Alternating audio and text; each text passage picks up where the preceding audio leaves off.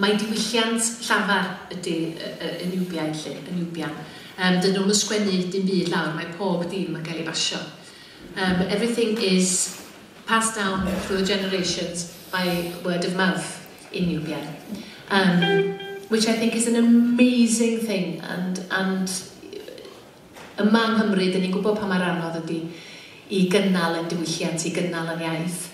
Ac i feddwl bod y Nubiaid yn gwneud hyn ar lafar i gyd, does am byd wedi sgwennu lawr, dwi'n meddwl bod hynny'n anhygoel o ffaith.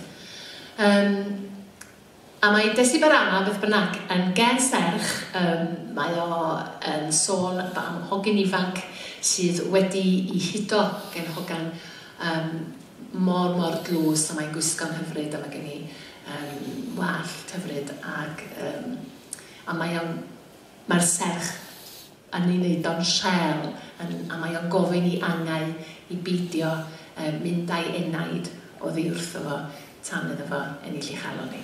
Felly dyma Gamal sydd wedi ganu Desi Barama.